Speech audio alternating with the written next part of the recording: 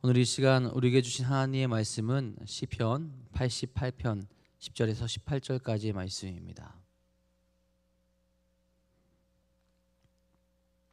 시편 88편 10절에서 18절까지의 말씀입니다. 오늘 우리에게 주신 하나님의 말씀을 다 같이 한 목소리로 받들어 읽도록 하겠습니다. 주께서 죽은 자에게 기이한 일을 보이시겠나이까? 유령들이 일어나 주를 찬송하리이까? 주의 인자하심을 무덤에서, 주의 성실하심을 멸망 중에서 선포할 수 있으리이까? 흑암 중에서 주의 기적과 이즘의 땅에서 주의 공의를 알 수 있으리이까? 여호와여, 오직 내가 주께 부르짖었사오니 아침에 나의 기도가 주의 앞에 이르리이다. 여호와여, 어찌하여 나의 영혼을 버리시며 어찌하여 주의 얼굴을 내게서 숨기시나이까? 내가 어릴 적부터 고난을 당하여 죽게 되었사오며 주께서 두렵게 하실 때에 당황하였나이다. 주의 진노가 내게 넘치고 주의 두려움이 나를 끊었나이다. 이런 일이 물같이 종일 나를 애우며 함께 나를 둘러쌌나이다. 주는 내게서 사랑하는 자와 친구를 멀리 떠나게 하시며 내가 아는 자를 흑암에 두셨나이다. 아멘. 간밤에 평안하셨습니까? 우리 언제 어디서나 주의 은혜와 사랑을 경험하며 감사와 기쁨 가운데로 나아가시기를 간절히 소망합니다. 우리는 행복하기를 원합니다. 그렇죠? 행복하고 기쁨이 넘치고 웃을 수 있는 일들이 우리 삶 가운데 많이 일어나기를 그렇게 바라고 또 고대하죠. 고난을 바라고 또 고난이 나에게 오기를 원하는 사람들은 아마 없을 겁니다. 우리가 일반적으로 세상에서도 그렇게 이야기하지 않습니까? 누구에게나 행복할 권리는 있다. 행복을 사람들의 권리라고 세상에서도 그렇게 이야기를 합니다. 그런데 이런 바람과 달리 우리의 행복을 가로막는 일들이 참 많이 있죠. 작은 문제들부터 시작해서 우리 삶을 뒤흔들 만한 일을 겪기도 합니다. 너무나도 절망스러운 나머지 그런 고난 때문에, 그런 아픔 때문에 내가 살아있는 것보다 차라리 죽는 것이 더 편하지 않을까 그렇게 착각하게 되는 사람들도 있을 때도 있습니다. 이러한 절망적인 상황 속에서 우리들이, 믿음을 가진 사람들이 할 수 있는 것은 무엇일까요? 너무 뻔하다라고 그렇게 이야기할 수 있겠지만 하나님께 나아가는 거죠. 기도하며 하나님께 찾으며 하나님께 부르짖으며 하나님께 맡기는 것이 고난 중에 성도들이 또 우리가 할 수 있는 가장 큰 일이고 반드시 해야 될 일일 겁니다. 고난 앞에 몸부림치는 것은 어떻게 보면 사람의 지극히 정상적인 모습일 거예요. 신앙인으로서 하나님께 기도하며 매달리고 살려달라고 그렇게 애원하는 것이 어떻게 보면 신앙인의 모습으로 반드시 필요한 모습이라는 겁니다. 그런데 사람들은 어디에 소망을 둡니까? 때론 힘들다는 이유로 하나님께 기도하지 못한다 그렇게 이야기할 때도 있죠. 또한 때론 세상의 말을 들으며 그곳에서 이겨낼 수 있는 힘이 있다 그렇게 우리가 믿으며 살아갈 때도 분명히 있습니다. 그런 세상의 위안, 나의 생각에서 나오는 그 위안들, 당장은 어떤 일들이 일어날 것 같고 당장은 위안이 되는 것 같고 당장은 성공할 것 같지만 어느 순간 그것이 헛된 바람이라는 것을 우리는 또한 깨닫게 되죠. 하나님께 매달리고 하나님께 기도하고 하나님을 바라는 이유가 무엇입니까? 그 안에 진정한 행복이 있기 때문에 그렇습니다. 하나님을 만나고 하나님을 응답하셔야, 하나님이 우리 삶 가운데 임하셔야 우리에게 진정한 행복이 있다라는 거죠. 우리가 요즘엔 잘 안 부르는 것 같아요. 예전에 많이 불렀던 찬양 중에 예수 믿으세요라는 복음성가가 있습니다. 그 복음성가 1절에 이렇게 쓰여 있어요. 당신은 지금 어디로 가나요? 발걸음 무겁게. 이 세상 어디 쉴 곳 있나요? 머물 곳 있나요? 이렇게 가사가 1절에 써 있습니다. 진정한 쉼, 진정한 행복이 있지 않는 곳을 사람들이 걸어가고 있다는 거예요. 지금 어디로 가고 계십니까? 예수님을 믿으셔야 되는데, 예수님 안에 진정한 행복이 있는데, 예수님 안에 진정한 기쁨이 있는데 지금 어디로 걸어가십니까? 그렇게 묻고 있다는 거죠. 믿지 않는 사람들도 그렇게 하고요. 믿음을 가진 사람들 중에도 그렇게 다른 길로 가는 사람들이 분명히 있다라는 겁니다. 믿는 자에게 행복이 있으니, 예수님을 믿는 자에게 기쁨이 있으니 그 길로 나아가야 된다라는 거죠. 오늘도 하나님을 의지하며 예수님을 믿으셔서 우리 가운데 진정한 행복이 있기를 간절히 소망합니다. 오늘 우리가 읽은 시편 88편의 내용이죠. 어제부터 우리가 함께 읽었는데 이 88편의 내용을 가만히 보게 되면 굉장히 암울함, 또 고난, 고통이 가득 차 있다라는 것을 우리가 보게 됩니다. 시편 중에 이렇게 우울하고 고통에 찬 시편을 읽어보지 못했어요. 설교를 준비하려고 이 시편 88편을 계속 읽었는데 참 가슴이 답답하더라고요. 잘 읽어보면 하나님에 대한 찬양이 있지 않습니다. 탄식시라 할지라도 마지막 부분에 가면 하나님을 찬양하는 모습이 대부분 등장합니다. 그런데 88편은 어떻게 끝이 납니까? 이렇게 이야기합니다. 주는 내게서 사랑하는 자와 친구를 멀리 떠나게 하시며 내가 아는 자를 흑암에 두셨나이다 라고 그렇게 말하며 끝을 내요. 뭔가 믿음에서 하나님을 찬양하면서 끝나면 좋을 텐데 그렇지 않으니까 뭔가 찝찝하기도 합니다. 무언가 이야기하다가 마무리가 안 된 느낌이에요. 왜 이런 성경을, 왜 이런 시를 시편에 또 성경에 들어가게 하셨을까요? 이런 시인의 모습이 우리에게 그대로 나타날 수 있다라는 것을 보여주는 겁니다. 늘 좋은 일만 있으면 우리도 행복하고 좋을 텐데 우리에게 고난의 순간이 찾아올 수 있다라는 거예요. 어떤 고난이겠습니까? 하나님께 부르짖습니다. 하나님께 기도합니다. 자신을 도와달라고 그렇게 말합니다. 그런데 응답하지 않는다라는 거예요. 내가 고난 가운데 있는데 그래서 하나님께서 나와 함께 하시고 나에게 위안을 주시며 나의 어려움을 해결해 주시고 고난 가운데서 벗어나게 하시는 그런 걸 우리가 경험하고 싶은데 응답하지 않는다라는 거예요. 언제까지입니까 하나님? 언제까지입니까 하나님? 기도하고 기도해도 그 끝이 날 것 같지 않은 상황 속에 시인이 또 우리들이 빠질 수 있다라는 겁니다. 아무것도 응답하지 않은 상황, 아무것도 해결되지 않는 답답한 상황에 우리가 놓일 수 있다라는 거죠. 그래서 오늘 우리가 읽은 이 시편 88편의 말씀으로 인하여서 우리에게 좋은 일만 일어나는 것이 아니라 어려운 상황이 우리 가운데 있을 수 있고 또한 그 상황 가운데 우리가 빠졌을 때 어떻게 나아가야 되고 믿음의 사람이 무슨 모습을 보여줘야 되는지를 말해준다라는 거죠. 어떤 모습을 가져야 되느냐, 끝까지 하나님을 붙들고 하나님께 나아가고 하나님을 찾아야 된다라는 것을 보여줍니다. 하나님은 왜 우리에게 고통의 시간과 또한 인내의 순간을 허락하실까요? 88편의 시인처럼 이런 절망과 같은 그 상황을 우리에게 허락하실까? 모든 것을 다 알 수 없지만 우리가 도저히 지금 이 상태에 머물러서는 안 될 때 하나님께서 우리들의 삶을 뒤흔드신다라는 겁니다. 지금 우리 상태가 오히려 더 위험하다라는 거죠. 멀리 봤을 때, 구원의 입장에서 봤을 때 우리가 구원의 길로 가지 아니하고 하나님께 나아가지 아니하고 그래서 하나님께서 우리의 삶을 뒤흔드셔서 다시금 하나님을 바라보게 하시고 구원의 길로 나아가게 하시고 우리가 걸어가야 될 원래의 길로 나아갈 수 있게 하신다라는 겁니다. 물론 그런 상황 속에서 하나님을 바라본다 하더라도 고난이 갑자기 감사와 기쁨으로 되기는 참 어렵습니다. 단번에 우리가 하나님을 바라보며 믿음 가운데 흔들리지 아니하고 하나님께 감사와 찬양을 이야기할 수는 없을 거예요. 또한 우리가 다짐한다고 또한 결심한다고 고난을 그렇게 쉽게 이겨낼 수는 없습니다. 하지만 하나님을 바라보며 다시금 그 길로 나아갈 수 있게 하나님께서 우리를 그렇게 만들어 주신다라는 거죠. 앞에서 이야기했듯이 88편의 이야기, 시인의 모습은 굉장히 우울하고 고통스러운 내용입니다. 그러나 그가 계속해서 누구에게 이야기하고 있습니까? 그가 계속해서 누구에게 고백하고 있습니까? 하나님께 말씀드리며 하나님께 나아가고 있음을 우리는 깨달아야 합니다.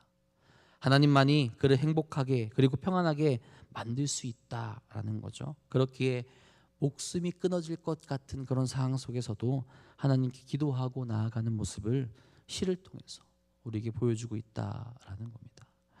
오늘 우리가 읽은 말씀에서 과연 우리는 무엇을 경험하고 또 무엇을 깨달을 수 있을까요? 먼저는 하나님께서 함께 살아가는 그 삶을 회복해야 된다라는 것을 우리에게 보여줍니다. 시인은 계속 하나님께 간구하죠. 그리고 오늘 말씀에서 우리가 10절부터 읽게 됐는데 질문의 형식으로 먼저 그가 이야기를 하게 됩니다. 질문의 형식으로 고백하는 거예요. 내가 하나님과의 그 삶을 회복하고 싶습니다. 내가 계속해서 하나님과 함께하는 그 삶을 살아가고 싶습니다. 그렇게 질문의 형식으로 고백한다라는 거예요. 고통이 가득한 상태에서 그가 한 질문은 무엇입니까? 10절에 이렇게 얘기하죠. 주께서 죽은 자에게 기이한 일을 보이시겠나이까? 라고 그렇게 물어봅니다. 이 말은 어떤 말일까요? 하나님께서 하시는 일은 기적과 같은 그 초자연적인 일일 때가 참 많이 있습니다. 인간의 능력을 벗어난 일이에요. 우리로는 상상할 수 없는 일들을 하나님께서 풀어가실 때가 참 많이 있습니다. 그것을 우리가 경험하게 되면 하나님에 대한 경외심, 하나님에 대한 감사가 가득 차고 넘치게 되죠. 그런데 이런 일이 죽은 자에게 보여진다면 무슨 의미가 있냐라는 거죠. 죽은 자, 하나님을 기억하지 못하고 지옥과 가도 같은, 지금 시인은 구원받지 못한, 하나님께서 나를 버린 것 같은 상황 속에 놓여 있습니다. 그런 상황 속에 하나님께서 내버려 두신다면 내가 죽었을 때도 하나님께서 나를 구원하지 아니하시고 하나님과 함께 할 수 없다라는 그런 고통과 괴로움 속에 몸부림치고 있다는 거죠. 그런 상황 속에 내가 놓인다면 하나님, 그때 가셔서 하나님의 기적을 보여주신들 나에게 무슨 유익이 있겠습니까? 나에게 무슨 일이 있겠습니까? 그렇게 고백한다라는 거죠. 그 뒤에도 이야기하지 않습니까? 유령들이 일어나 주를 찬송하리이까. 영원히 죽게 하지 말아달라는 일은 아닐 거예요. 다만 하나님을 계속 찬양하는 그 삶을, 이 삶에서도 자신이 살아가는 삶 가운데서도 찬양하고 싶고 그렇게 살아가고 싶다라는 거죠. 하나님께서 함께하는 그 삶을 회복해서 계속해서 하나님을 바라보고 하나님을 찬양하는 삶을 그가 살아가고 싶다라고 고백한다라는 거죠. 자신이 삶이 끝날 때까지, 하나님께서 부르시는 그날까지 이 자리에서 지금 나로 구원하시고 나에게 응답하셔서 하나님과 함께하는 그 삶을 지금부터 다시 살아가고 싶다라고 그가 고백한다라는 거죠. 11절에서도 말합니다. 주의 인자하심을 무덤에서, 주의 성스레하심을 멸망 중에서 선포할 수 있으리까. 주의 인자하심은 하나님의 무조건적인 무제한적인 그런 사랑을 이야기합니다. 하나님은 사랑이시죠. 그래서 언제나 그의 백성을 돌보시는 분입니다. 가장 좋은 길로 인도하시는 분이 하나님입니다.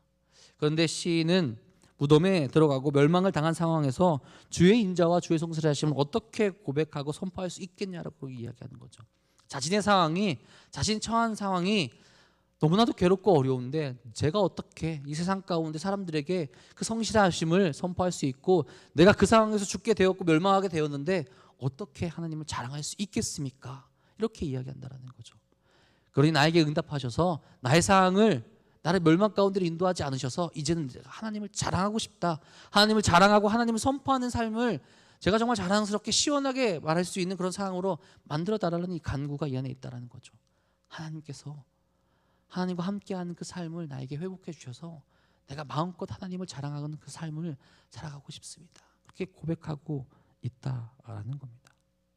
즉 시인은 자신의 이 위기를 하나님께서 도우셔서 또 살려주신다라면 정말로 하나님을 자랑하며 선포하겠다라는 그 의지를 이 질문의 형식으로 표현하고 있다라는 거죠. 12절에서도 같은 마음을 표현합니다. 흑암 중에서 주의 기적과 이짐의 땅에서 주의 공로를 알 수 있으리까. 시인이 계속해서 이 죽음과 같은 상황을 이야기하죠. 죽음이 오면 멈춘다라고 그렇게 이야기를 합니다. 이것은 시인이 생각하는 죽음은 이전의 일들이 다시 기억되지 아니하며 잊어지고 하나님에 대한 것을 기억할 수 없는 곳으로 나아간다라고 그렇게 인식하고 있다는 거죠. 지옥과도 같은 것입니다. 하나님과 함께할 수 없는 곳, 하나님을 바라볼 수 없는 곳, 하나님을 찬양할 수 없는 곳,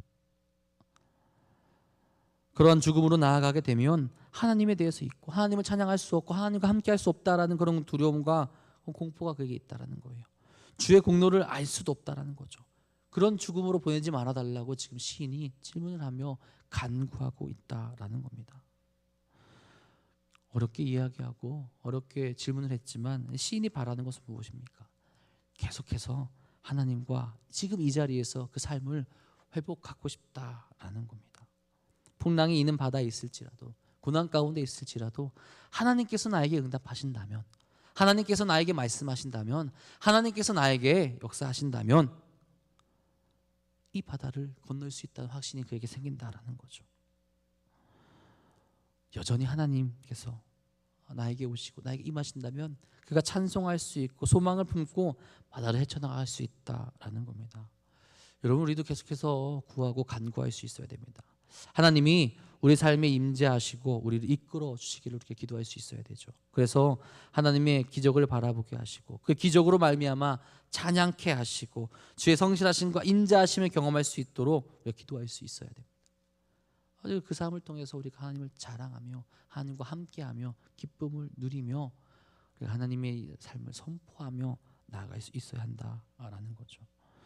여러분, 우리가 하나님과 함께 살아가려는 모습을 보이고 있습니까? 그리고 하나님과 함께 살아가기 위해서 그 순간순간마다 하나님께 간구하며 기도하고 있습니까?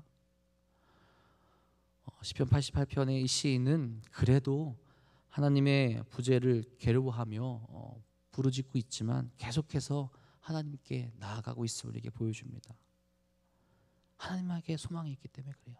하나님과 함께하는 그 삶 가운데 행복이 있기 때문에 그렇습니까? 있습니다. 우리는 하나님의 부재를 느끼지 못하는 영적 무지함에 빠져 있을 수도 있습니다. 적어도 시편 88편의 기자는 어려운 순간에 계속해서 하나님을 찾았다라는 거죠. 근데 과연 우리는 어려운 순간에 하나님을 찾고 있을까? 그 삶을 회복하기 위해서 계속해서 기도하고 있을까? 돌아봐야 된다라는 거죠. 우리 삶 가운데 우리 삶을 이끄시고 우리 삶을 기쁨으로 나아가게 하시는 하나님과의 그 삶을 회복하기 위해서 계속해서 간구하며 기도할 수 있기를 간절히 소망합니다. 두 번째로 시인은 하나님의 응답을 계속해서 구합니다. 앞에서 말했듯이 보통 이렇게 하나님께 부르짖고 나면 마지막에 하나님을 찬양해요. 어떤 걸 찬양하냐? 나의 기도를 들어주시고 소망이 하나님께 있다라는 것을 하나님께 찬양으로 선포하며 마무리를 짓는다라는 거죠. 그런데 오늘 시편은 어떻게 이야기하게 됩니까? 그렇게 끝나지 않게 되죠. 13절에 이렇게 말합니다. 여호와여, 오직 내가 주께 부르짖었사오니 아침에 나의 기도가 주의 앞에 이르리이다. 주께 부르짖었어요. 그래서 주님께서 나의 기도를 들어주신다라는 그런 고백이 지금 나오고 있죠. 이렇게 끝났으면 참 좋았을 텐데 그 뒤에 시인의 부르짖음이 등장하게 됩니다. 그 시인의 부르짖음을 인하여서 하나님께서 응답하지 않으셨다라는 것을 우리로 짐작케 해요. 14절에 이렇게 말합니다. 여호와여, 어찌하여 나의 영혼을 버리시며 어찌하여 주의 얼굴을 내게서 숨기시나이까. 여호와께서 얼굴을 숨기셨다라는 거죠. 그에게 응답하지 않고 어디서도 하나님의 역사하심을 찾아볼 수 없는 고난과 재난 가운데 여전히 시인이 놓여 있다라는 겁니다. 그의 고통을 어린 시절부터 시작되어서 그의 삶의 마지막까지 그를 괴롭게 한다는 거죠. 왜 이런 일이 일어났는지, 그리고 하나님께서 왜 응답하지 않으시는지는 모릅니다. 그러니 그가 당황하였다라고 그렇게 이야기를 하죠. 그를 더욱더 두렵게 하는 것은 무엇입니까? 죽음 앞에서 하나님으로부터 버림받을 것 같은 상황이 그를 더욱더 두렵게 만든다라는 거예요. 주의 진노가 그에게 임했기에, 그리고 그 진노가 없어지지 않기에, 또한 하나님께서 응답하지 않으시기에 계속 그는 두려움 가운데 놓여 있다라는 거죠. 이 모든 고난과 고통이 하나님으로부터 왔다라는 것을 시인은 고백합니다. 다만 하나님으로부터 왔지만 하나님을 욕하거나 배반하는 모습을 보이진 않아요. 절망 속에서도 하나님께서 응답하지 않으셨지만 그가 절망 가운데서 포기하지 않고 하나님께 나아간다라는 거죠. 하나님이 자신을 버릴 것 같은 그런 상황 속에서도 하나님은 배반하지 아니하고 계속해서 하나님께 부르짖는 참된 신앙인을 우리에게 보여주고 있습니다. 하나님의 응답을 구하는 거죠. 암울하고 고통이 가득한 시지만 하나님을 찾으며 나아가는 것을 우리로 하여금 깨닫게 합니다. 너무 고통을 부르짖기에 우리가 바라볼 수 없을 수도 있지만 이 고통 저 너머에 있는 것, 이 고통을 해결해 주실 분은 하나님이시기에 하나님께 부르짖고 하나님의 응답을 구한다라는 겁니다. 어느 것으로부터 평화를 얻을 수 없고 어느 것으로부터 이 상황을 해결할 수도 없고 오직 하나님의 응답만이, 하나님의 도우심만이 자신을 평안하게 만들 수 있고 자신의 삶을 온전한 길로 나아가게 할 수 있음을 깨닫고 고백하고 있다는 거죠. 마치 욥이 고난을 당할 때 하나님을 찾으면 부르짖었던 모습과도 비슷할 겁니다. 하나님, 나와 이야기해 주십시오. 하나님, 내가 무엇을 잘못했습니까? 내가 하나님 얼굴을 보기 원합니다. 내가 하나님과 이야기할 수 있기를 바랍니다. 하나님, 제가 어떤 죄를 지었습니까? 그렇게 이야기를 하지 않습니까, 욥이? 그러다가 하나님께서 딱 그에게 등장하셨을 때 어떻게 이야기합니까? 하나님께서 이렇게 말씀하시죠. 무지한 말로 생각을 어둡게 하는 자가 누구냐라고 딱 그렇게 말씀하시고 등장을 하세요. 그리고 오히려 욥을 나무라십니다. 자, 그렇게 했을 때 하나님께서 욥에게 응답하시고 등장하셨을 때 욥이 취하는 행동이 무엇입니까? 하나님께 따졌나요? 하나님께 화를 냈나요? 그렇지 않죠. 이렇게 얘기합니다. 보소서, 나는 비쳐나오니 무엇이라 주께 대답하리이까? 손으로 내 입을 가릴 뿐이로소이다. 그렇게 욥이 고백하지 않습니까? 하나님께서 다시 자신에게 오시고 응답하셨다라는 것 그 자체로 만족한다라는 거죠. 아, 하나님이 나를 버리지 않으셨구나. 아, 하나님이 나에게 응답하셨구나. 아, 하나님은 여전히 나와 함께 하시는구나. 그것을 경험하고 그것을 깨닫게 되었을 때 그는 만족했다라는 거예요. 하나님이 응답하시기만 하면, 그리고 그의 믿음에 대한 확신을 주시기만 하면 다시 소망을 품고 두려움에 있지 아니하고 나아갈 수 있다라는 것을 시인도 알고 있다라는 겁니다. 그러니까 계속해서 부르짖으면서 하나님의 응답을 구하고 기도하며 나아가게 된다는 거죠. 여러분, 우리에게도 이런 끈기, 이런 인내가 있습니까? 적당히 기도하다가 포기하는 것이 아니라 하나님 응답하시고 들어주시고 인도하실 때까지 우리는 계속해서 하나님께 나아갈 수 있어야 됩니다. 진정한 행복이, 진정한 기쁨이, 진정한 진리가 하나님께 있기 때문에 그렇다라는 거죠. 우리 신앙인들에게는 그 인내가 반드시 필요해요. 인내를 통해서 하나님의 뜻을 바라보며 참다운 신앙인의 길로 나아가게 만들어 주시기 때문에 그렇습니다. 끝까지 포기하지 마시고 주의 응답을 구하며 나아갈 수 있기를 바랍니다. 그 인내와 간구의 끝에서 하나님께서 우리를 연단하신 후에 정말로 승군과 같이 나아가게 하실 거예요. 그렇지 않더라도 우리에게 응답하신 그 하나님으로 인하여서 우리 마음이 다시 소망을 품고 나아갈 수 있게 된다라는 겁니다. 그 하나님을 바라보는 믿음으로, 그 하나님께로 나아가는 믿음으로 오늘도 나아갈 수 있기를 간절히 소망합니다. 제가 지난주 월요일에 오랜만에 축구를 했어요. 4년 만에 축구를 한 것 같습니다. 한 4년 만에 축구를 하게 되면 몸에서 어떤 일이 일어나게 될까요? 네, 온몸의 근육이 비명을 지릅니다. 일주일, 그러니까 한 지금 6일 정도가 지났는데도 아직까지도 몸에서 성치 않은 부분이 있어요. 다리나 이렇게 무릎 쪽 부분 근육들이 굉장히 아픕니다. 자, 그런데 이런 근육통을 한번 겪고 나야 다음에 축구할 때 몸이 좀 괜찮아요. 이런 아픔을 겪고 나야 우리 몸도 이렇지 않습니까? 내가 오랜만에 무언가를 운동을 해야 돼요, 우리는요. 하지만 운동하고 났을 때 몸이 아픈 걸 알고 있기 때문에 거기서 멈춰버릴 때가 있습니다. 하지만 그것을 딛고 계속 운동하게 됐을 때 우리의 몸이 건강해지지 않습니까?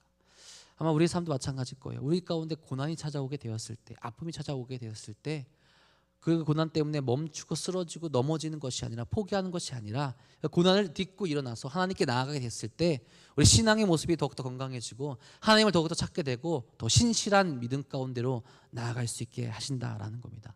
이전과는 다른 모습, 이전과는 다른 믿음의 모습, 이전과는 다른 신앙의 삶으로 나아갈 수 있게 만들어 주신다라는 거죠. 고난이 때론 우리에게 축복이 될 수 있다라는 겁니다. 물론 고난은 참 어려울 거예요. 우리가 참 힘들 겁니다.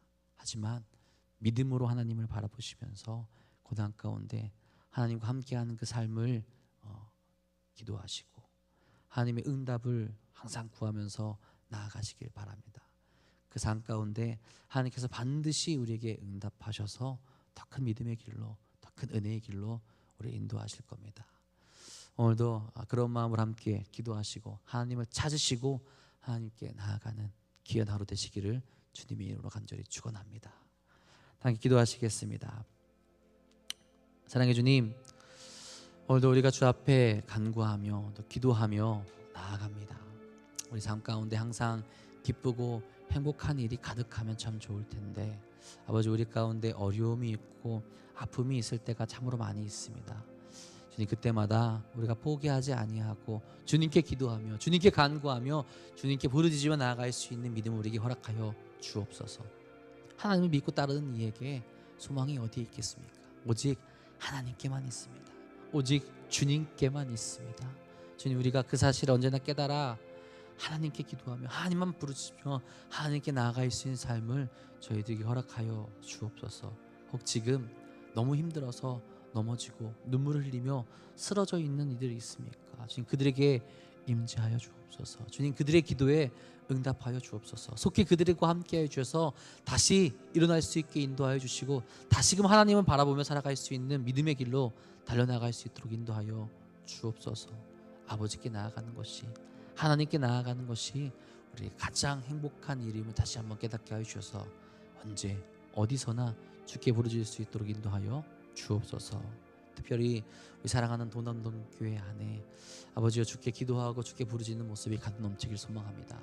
주께서 세우신 이 귀한 교회 안에 아버지 우리가 한 마음 한 뜻으로 하나님의 뜻을 바라볼 수 있도록 인도하여 주시며, 이 교회에 어려움이 찾아오더라도, 이 교회에 아픔이 찾아오더라도 우리가 함께 기도하여서 주님의 힘으로, 주님께서 주시는 뜻으로 이겨낼 수 있도록 인도하시고 이끌어 주옵소서. 그 은혜로운 일을, 그 기적과 같은 일을 모든 이들이 체험하게 하여 주시며 더 큰 신앙의 길로, 더 큰 믿음의 길로 나아갈 수 있도록 역사하여 주옵소서. 오늘도 주님 앞에 나와 부르짖으며 함께 기도하는 사랑하는 성도들 기억하여 주셔서 그들의 기도를 주님께서 이루실 그날, 주님께서 뜻하신 그날에 이루어 주시고 다시 한번 주님의 소망을 품고 나아갈 수 있도록 인도하여 주옵소서. 오늘도 주님께서 우리와 함께하여 주시며 우리 기도를 들으시며 우리를 인도하실 것 믿사오며 우리 사랑하시는 우리 구주 예수 그리스도의 이름으로 감사하며 기도합니다. 아멘. 사랑해 주님, 오늘도 우리가 주님을 바라보며 달려나가길 소망합니다. 어렵고 힘든 이들, 괴로워하고 있는 이들, 아파하고 있는 이들, 주께 나아갈 수 있도록 인도하여 주시며